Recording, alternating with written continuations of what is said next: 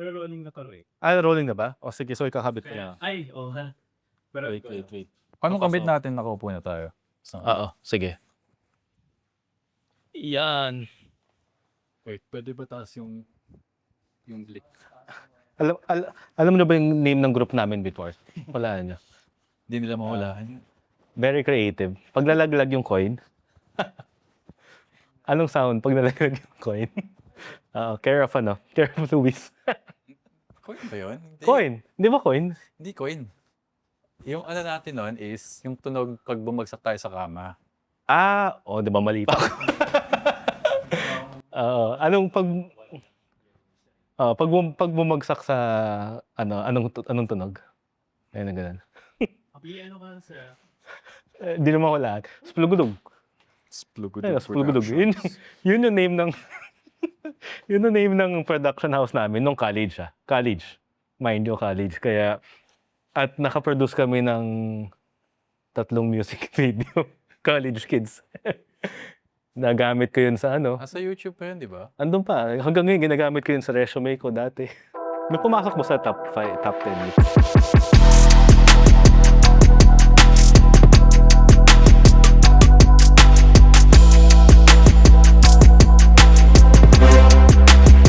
Mag-open lang. Yan. Okay. Hi everyone. Welcome to our very first presentation deck. And with me today is a good friend, entrepreneur, content creator, Zac Alviz. So, welcome Zac. Welcome to the very first presentation deck. So, siguro let's begin with a quick background. No? So, you and I'm not gonna say college buddies, no? Pero we are like magka-same group tayo before when we pa-end ng college na nagkaroon tayo ng production house. And looking back now, ang sarap balikan na parang all of us, I think, Zac, Luis, Ran, and Neil.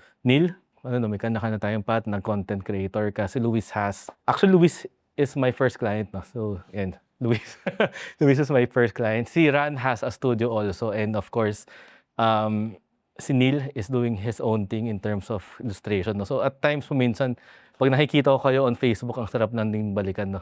Balikan ng mga times. So, now, let's begin with a quick background to you, Zac. No? Can you share with me or with us a quick background of who you are? Sino ka before before Zac Alviz or Zac in Australia? No? So, sino si Zac before?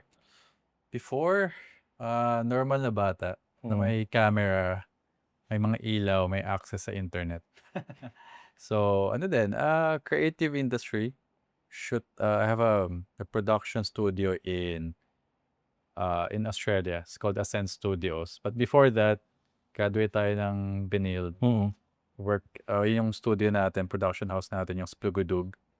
And then, work ako ng mga 1 year sa Pinas, and then I moved to Australia 2014. And I started my own agency, media agency, yung Ascent Studios. And ngayon, marketing agency na siya. So, cameras, lights, action. We shoot weddings, corporate, ads. So, pretty much anything na may involve on camera, lights, scripting, creatives, we're there. So, yun. I think when I first met you, talagang talagang meron kang mata sa... I think it started with photography. Tama, no? It started with photography. Kaya may mata ka on framing, on lights. Kaya siguro I think part of that kung bakit nahilig ka din on content creation. Yeah. Before, nasa likod lang ako ng camera. Photographer, videographer, designer kasi multimedia tayo. And then after pandemic, umarap ako sa camera. Because I was trying to show my clients, yung clients ng Ascent Studios na this is what podcast can do for your business. So, medyo pilit yun. I didn't plan to be a content creator or public figure. Happened na lang. I was trying to show the clients nga na this is how podcast can help your business, how you can grow your business. And then ngayon, parang na-stuck na lang ako eh. But I enjoy the process. content creation, helping other businesses, other creatives, creating motivational content, educational, and yeah, about investing and finance. Yeah. So, coming from that, Zach, no, kung before, ito ka na, I think, simpleng bata na may, may internet, photography. Now, how would you, kumbaga, sino ka ngayon? Kumbaga, if after all of these experiences, no, how would you, define yourself as of the moment? Same pa din. Mm-mm. Batang may camera, may mas mabilis na internet. Pero anyway, we have a team na, so, ang dami isang ginagawa eh, may ADHD tayo eh. So, content creation is not, it's one part of a project lang siya. Mm-mm. So, I'm an investor din sa events and real estate. We have an accounting business in Australia. Dito, may real estate business din, Airbnb. And then, yung content creation, it was just a side hobby. And then we connect with other brands. So, Mm-mm. brand ambassador like Ayala and Urban Smiles, Sheena Clinic, and you like helping your tong studio, iKwaMe, to be seen. Mm-mm. So in a nutshell, I would say I'm a multifaceted na entrepreneur. Mm-mm. So I consider myself more as a businessman. Still a creative kasi I still shoot. Ano tingin mo meron sa creative? Bakit kaya, before kasi when you look at creative, nasa computer lang yan, tagagawa ng graphic design, ng taga-take ng photos. Ano kayang meron tayo na may capability tayo to become more? Ibig ko sabihin more, pwede kang, I feel like, di ba, ideas run the world, di ba? So parang at times feeling ko the creative has so much potential, no? Yeah. In terms of not just being good, pero more on being good in terms of building their own empire, no? So ikaw, your experience firsthand, anong tingin mo sa creatives na in general potentially? It's in the word creatives. What do? We create, diba? So may creatives na they create kunya flowers, flower arrangement, or interior design like this ones, or we create content for social media for clients. So whoever has the ability to create, yung potential niyan kasi it's an endless eh. Kasi kayo nag-iisip, ano ba yung gusto kong gawin? And most of the time, the limitation is only in your head, in your brain, or in your environment. So I believe na creatives, yes, we run the world. In terms of the media, we can shape how people decide. With creatives and marketing, diba, we can through design and creative, you can tell people where to go, what to buy, what emotions to feel. As a content creator na most of my contents are motivational and educational, I can somehow think ano ba yung emotion na gusto kong maramdaman ng nanonood, or what action do I want them to do or to feel.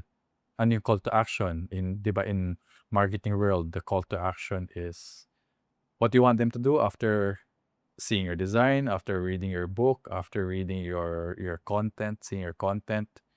Do you want them to buy? Do you want them to pause and reflect? Do you want them to sign up? Do you want them to, book a holiday?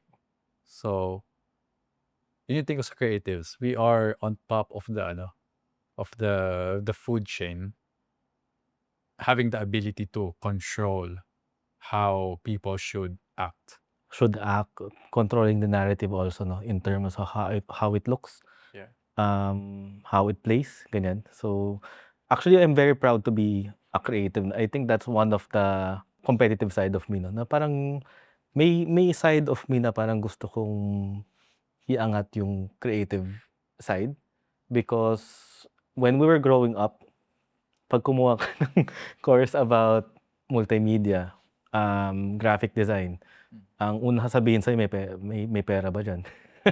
Ganyan, no? So I think with that aspect, talagang gusto kong iangat yung name na creative, no? So I think that's one of the reason why I did the channel also of yung corporate creative, no? So, you are one of the person na gusto kong kausapin in terms of, baga, if magbibigay ka ng, let's say, advice on a upcoming creative, no? Ano yung single advice na ibibigay mo sa kanya? Single advice? Ang dami, but if I only have one advice, find someone who's living the life you want to have, and then ask them to, for mentorship. Kasi the world of creatives, magulo yan eh. And most of the time, yung kalaban mo, yung sarili mong isip. Kasi nga sobrang creative mo, we're not linear thinkers eh. We think different scenarios, different designs, different projects. Kaya ang daming creatives, di ba, na di-depress, anxiety, kasi nga, it's somehow difficult for us to control our imagination. Ang dami stuck kasi you want to do 5 things all at once together. You want to be a photographer, videographer, or interior designer, or content creator.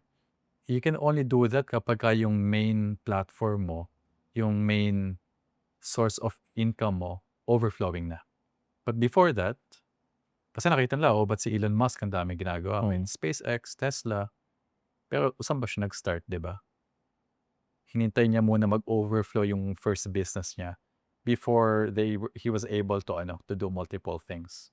And having a mentor will help you, will guide you to the right direction. Pagka nadi-distract ka, may bagong idea na nakikisabay ka kasi sikat siya, trending siya. Having the right mentors who's living the life you want to have, they will put you back on track. Given na yung mentor na napili mo, they're good. Hindi rin sila, kasi madaling maghanap ng mentor kunyari. Because on social media, it's all highlights eh. So find someone who's been through the same journey.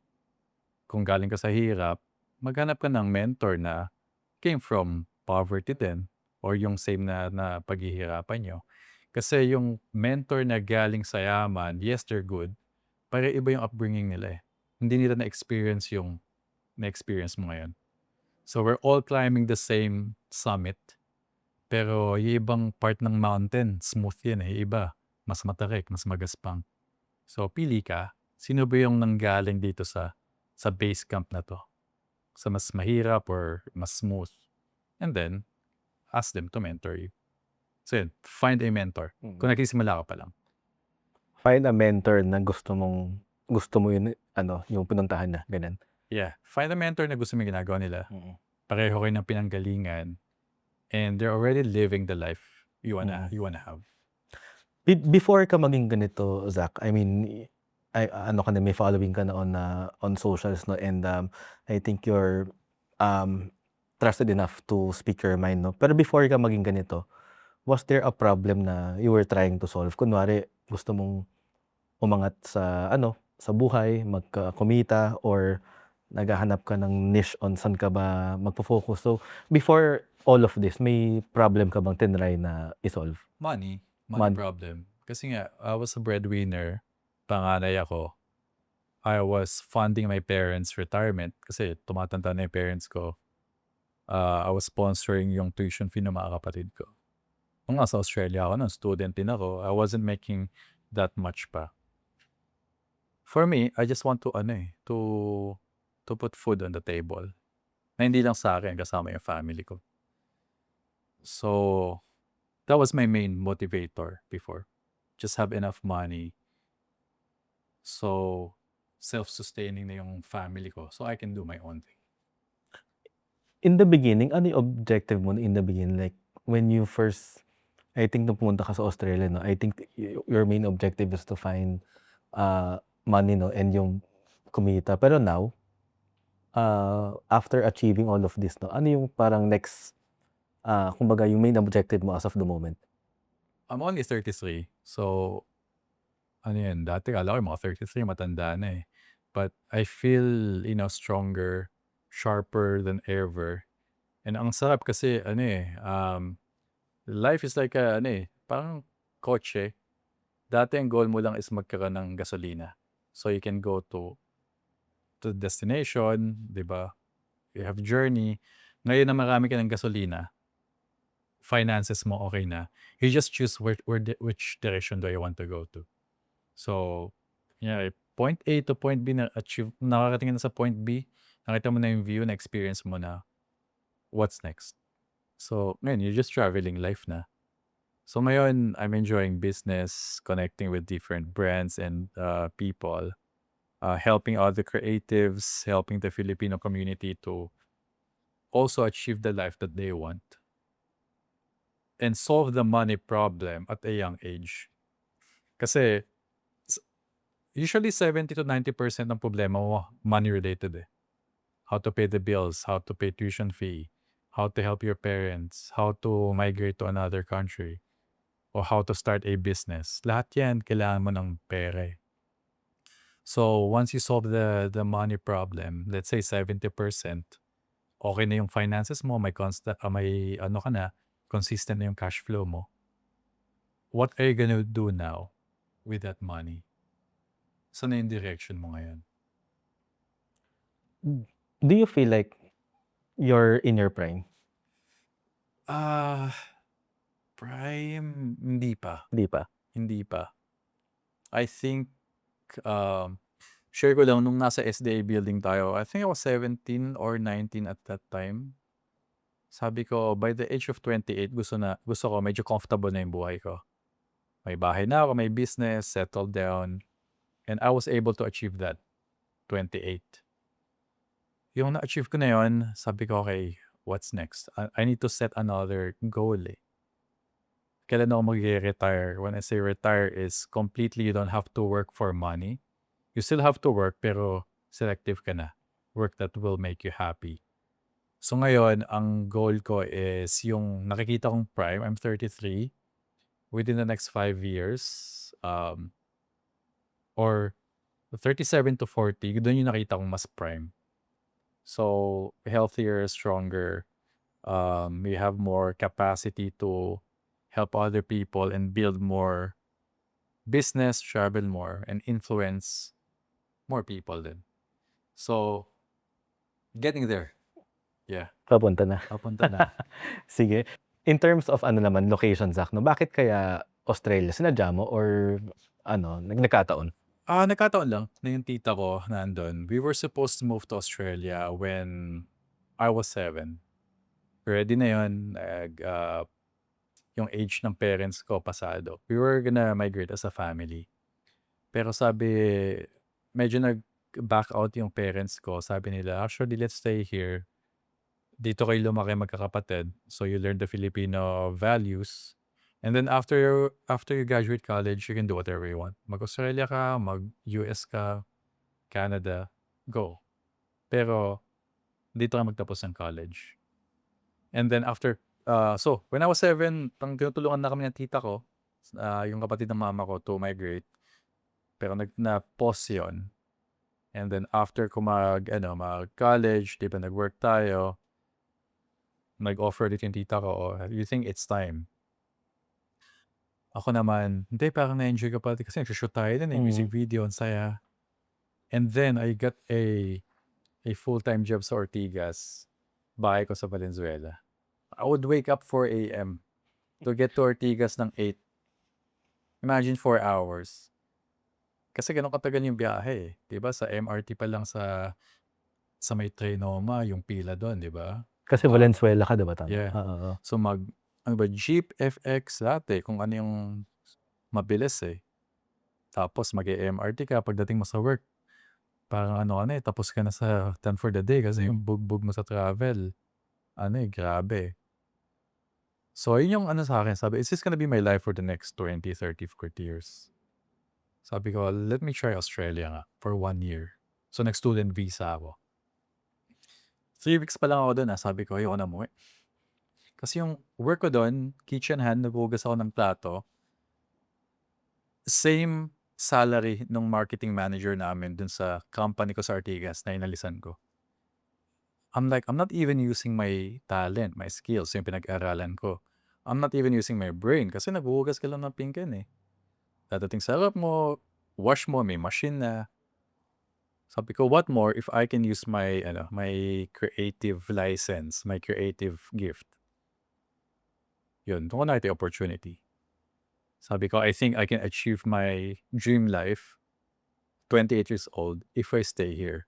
Kasi nakita ko yung yung opportunity doon eh. Nakita mo yung vision, kumbaga. Yeah. Oo. Sige, let's talk about your audience naman. Sino yung una nakinig sa'yo? Like, di ba, of course, we all start from somewhere. Yeah. Sino yung mga unang like parang nanood? Nakinig, ganyan. Filipinos in Australia. Kasi doon nag-start yung channel ko eh. I am interviewing people like this. Buhay sa Australia, success stories, their challenges.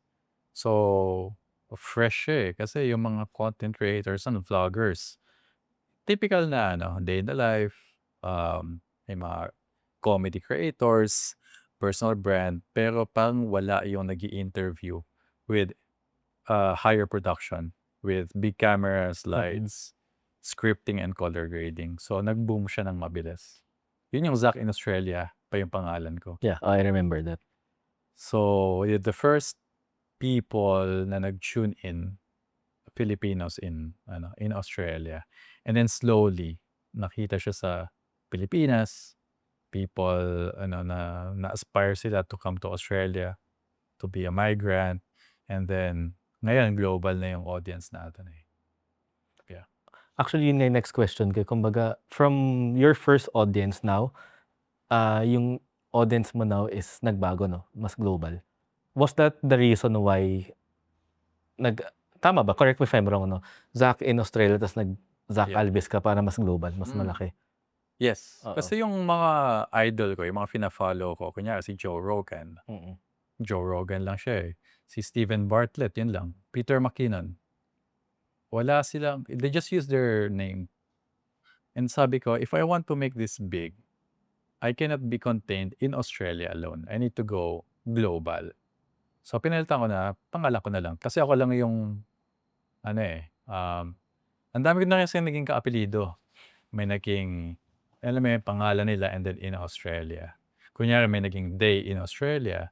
May naging John in Australia. So, lumalaki na yung in Australia last name. Sabi ko, ako lang yung Alviz eh. Sabi ko, I'll use my, my proper name, Yeah. Zac Alviz, para it's me na. Ayun. Sige, so huwag kayong gagawa ng in Australia, ikaw. After learning your audience, like nagsimula ka Australia, tapos yung global, no? Siguro insight lang, no? After how long mo na to ginagawa? Start ako April 2023. So, 3 years na. Siguro insight. What's your realization after doing this for 3+ years? Ano yung parang specific insight mo na parang na-realize mo after doing all of this? First, the power of influence. Tama si Gary Vaynerchuk eh, na yung attention is the current currency.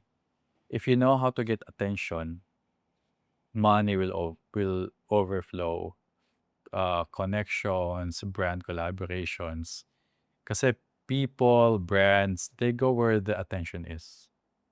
If no one's paying attention sa ginagawa mo, alam mo yun, walang makita eh. You can be the best chef in your town, pero kung walang nakakaalam, you're just as good as kung ano yung sinabi ng mama mo or ng pamilya mo, di ba?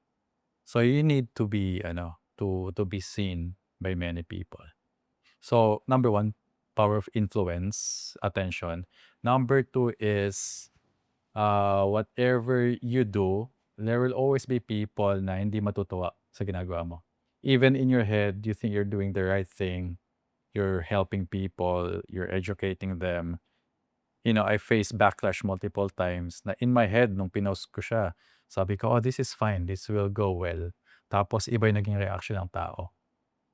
So, it's a consistent learning na sometimes, yung growth kasi sobrang bilis in 3 years. Over 5 million followers. Some creators, they take, years, maybe 5-10 years to get to 1 million. So in my head, until now, parang naiisip ko is I only have this small group. Kasi ganun ako mag-isip eh. If I'm gonna create content, I only wanna talk to one person, one avatar. If that's an investor or entrepreneur or a student na mag-start pa lang sa creative journey nila, I don't see it na I'm talking to thousands of people. And yun din yung natutunan ko sa mentor ko, na don't try to talk to 1,000 people when you create content. Speak to one person. Pero yung one person na yan, ang daming makaka-relate eh. Kasi pag inisip mo na I'm talking to thousands or millions of people, ma-overwhelm ka. Kasi hindi mo alam yung magiging reaction nila eh. So, ayun sabi niya, try to help one person per day. One person at a time. So, until now, yun ba din yung ano ko? Yung ginagawa ko na I still try to help one person but yung subconsciously na maraming makakita nito. So, you need to be careful then with what you say. Kasi hindi lahat magla-land well.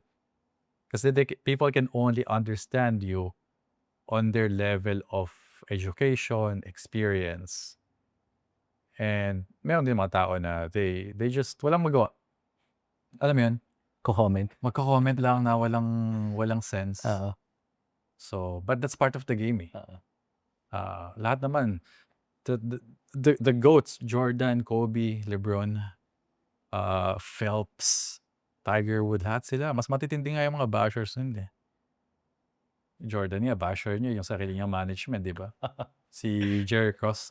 Jerry Krause. Krause, yeah. Good. Pero yeah, that's a good insight yung help one person at a time. Kasi that person can be multiplied to, depende. If that person is relatable to other people, no? Talagang, ang ganda ng quote na yun. Tapos, speaking of that, human nature. No? Siyempre kapag ganda nung ginawa mo, ganda ng content mo, you feel good. Parang, uy, ang saya, ganyan. Kapag nung na-mention mo kanina, ka-experience ka ng bashing, does it affect you? Yeah, it will get in your nerve eh. Na walang tao hindi tinatama ng bashing. Yung sinasabi nila na, sanay na ako dyan, di na ako naapektuhan dyan. Ito ka matatama sa'yo. Kasi wala naman taong gusto na binabash sila eh. Or na iinggitan sila or nagagalit sa kanila. Meron ngang, one of the content creators nakita ko before, sabi niya, sa family friends niya, pagka binabash ako, huwag niyo na padala sa akin yung content na yun. Now, niya, may pinost siya, nabash siya. Yung friends niya, fino-forward sa kanya, uy, tignan mo yung sinasabi nito. Sabi niya, huwag niyo na sa akin padala yan kasi naapektuhan din ako. So, pag ganyan na binabash ako, hayaan niyo na lang sila.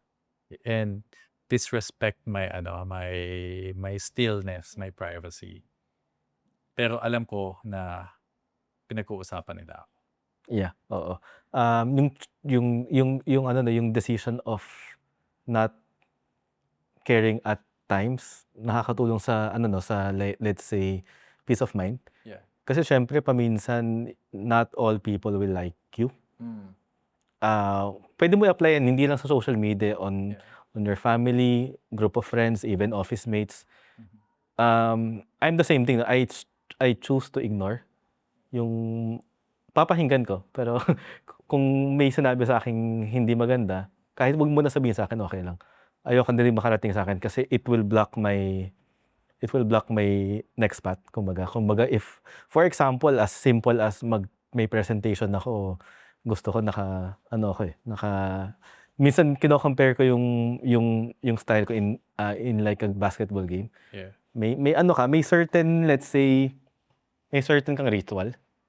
And you're gonna follow the ritual, may follow kang ritual until ayaw mong ma-block ka, parang ganun. So, yeah, you need to have the skill kasi to differentiate ano ba yung feedback, ano ba yung noise. Noise, ingay lang yan eh. Pero yung feedback, will I learn from this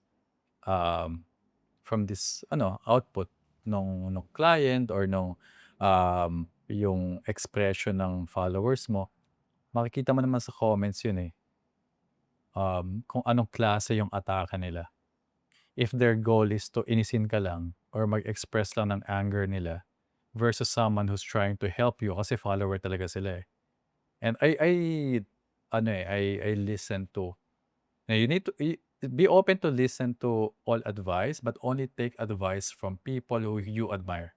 Is that the way how you look at criticism and opinion? Ganun Yeah. ba? Ganun. So, kung ibibigyan mo ako ng opinion mo o i-criticize mo yung work ko, I need to see first who you are. Kasi, let's say you have a problem with your dental needs. Hindi ka pupunta sa brain surgeon. Diba? Maybe the brain surgeon have some ideas, but hindi siya yung tao para dun sa kailangan mo eh. So, yes, you can have an opinion about someone. You can express your frustration or feedback. But check ko muna. First, anong qualifications mo? Are you someone that I want to admire? Are you living the life that I want to live? So, like, why would you listen for... Kunyari, problema mo is relationship. Diba? And you want to have a successful relationship. Makikinig ka ba dun sa laging, dun sa playboy? O hindi siniseryoso yung relationship nila sa buhay? Siyempre hindi, diba? But if that's your goal, you want to be a playboy or yung fuckboy or whatever, diba? Diba makinig ka sa kanya? We need to know first kasi ano bang gusto ko sa buhay, ano yung goal ko. Hahanap ako ng tao na naabot na yung goal ko. Akala ko tinuro mo ako sa fuckboy. Wala si Mac dito. Wala si Mac, nasa New York pa yata. Go Knicks. Siguro, after learning all of that, siguro as of now, ano yung parang main message na gusto mong matandaan sa'yo ng mga viewer mo at yung bago nag-view sa'yo? Don't listen to what I say. Watch how I do things. I see. And apply that to the other people na you see. Kasi someone will always say, do this, do that. But if they're not applying it to their lives, boka lang yun eh. Eme lang yun. Diba yung word ng Gen Z, eme. So don't listen to what I say. Be the devil's advocate. Himayin nyo yung mga sinasabi ko. Kung mag-a-apply sa buhay mo, gawin mo. Kung ayaw mo, move on. Find someone na, again, living the life you want, na paniniwalaan mo. But if you believe in me, you like my motto in life, my lifestyle, then maybe, we can learn from each other. If there's a person na, parang ang kita, nakakatawa yung sinabi mo na, don't listen to what I say. May, may exact message yun eh. Because it depends on the person na nakinig nun. Yeah. It depends on his interpretation. Pero I get it eh. Nagets ko yung gusto mong sabihin. Pero, if there's a person that wants to listen to what you say, ano yung mga reasons na para maniwala sa'yo? I don't want to force someone kasi na maniwala ka sa akin eh. Kasi what I say sometimes hindi mag-a-apply sa'yo. So, i-filter mo lang din yung sinasabi ko. Don't take it, always take it with a pinch of Himalayan pink salt para mas masarap. Salain mo kasi don't just believe kasi Kuya Zac yan, ganito, ganyan. Na listen to other mentors din, other content creators. And then, kasi magkaiba tayo ng buhay eh. Kahit galing tayo sa parehong lugar, parehong hirap, naging scholar ka din, nag-migrate ka din, iba yung upbringing mo eh.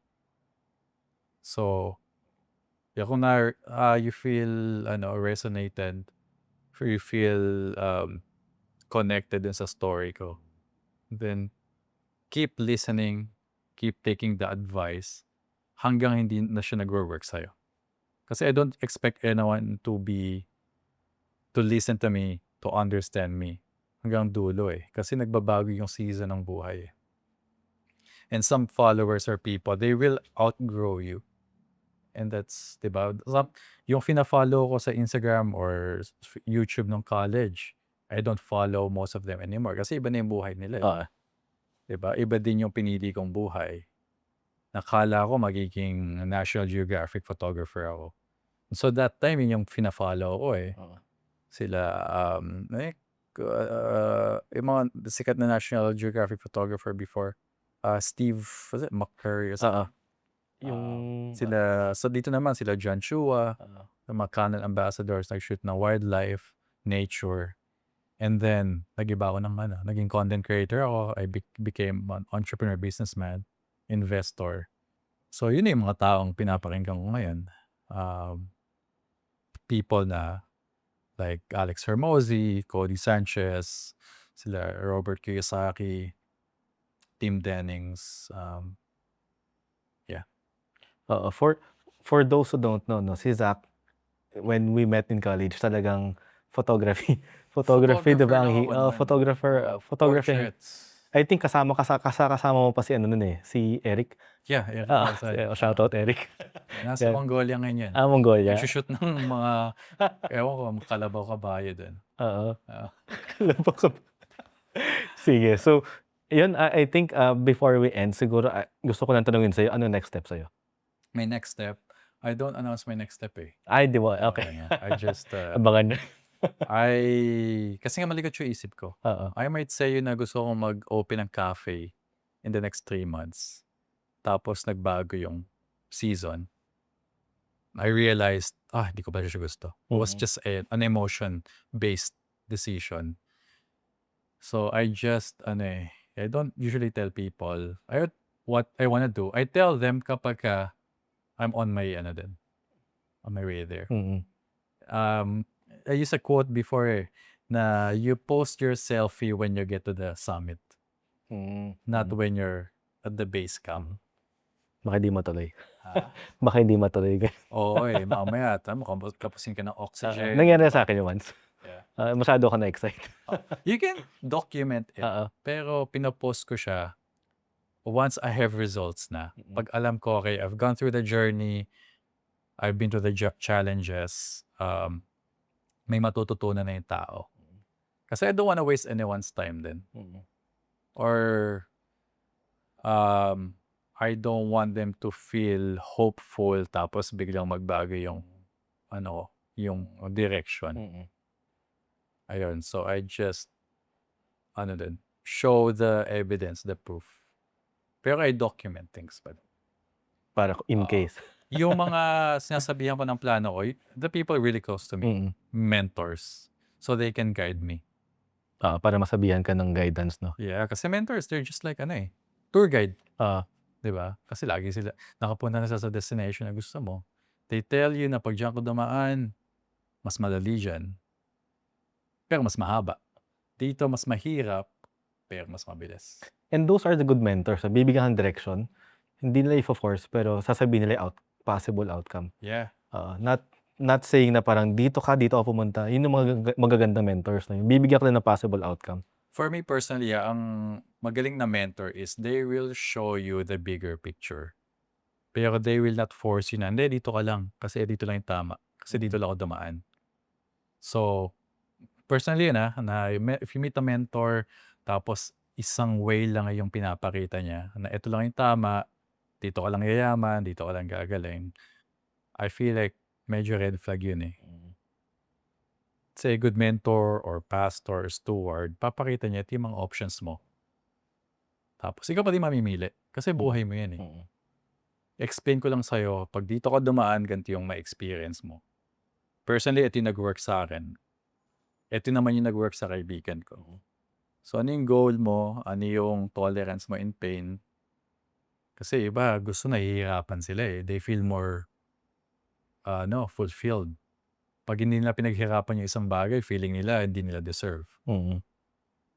So, ako, ang motto ko is, when I set a goal, I want to achieve it the cheapest, fastest, safest, and happiest way possible. Na may enjoy ko siya. Iba gusto nila yung pagdaanan yung hirap. Okay lang yan. Yun yung mo eh. Yung trip mo eh. Yung trip mo, diba? Ako, when you set a goal, how can I achieve it na afford ko? Na mabilis. Na safe ako, and my family still, hindi ko itatay yung bahay lupa namin or the family fortune just to achieve that. So once I achieve that, I move on to the next goal, to the next destination. Yeah, oo. Hindi natin nalabas yung secret ni Zac, no? Pero before we end, siguro I just want to say this about you, no, na I think I was talking to you earlier dito sa studio. Sabi ko, I was talking to, I think si Pao yata o si Luis. Sabi ko, alam, nakikita kasi kita on socials. Sabi ko, alam mo si Zac, hindi ko nakita yan. When we were in college, nung college tayo, hindi ko nakita to. Kasi nung magkakasama kami before, pag nasa shoot kami, ako yung maingay. Siyempre, director ako. Si Luis nakikipag-usap sa kliyente. Si Zac andyan sa side yan, mag-aayos ng ilaw, mag-aayos ng ganito. Pero pagdating ng shoot, doon lalabas yung doon lalabas yung niya, yung pagiging madaldal, ganyan. Pero sabi ko kay Luis yata o kay Pao, sabi ko, mo in fairness kay Zac, hindi ko nakita yan. Pero actually we're very proud kung saan ka nakarating, no. So, and fellows Plagudug, thank you. Dey, thank you. Thank you for being part of our first presentation. I hope I did good.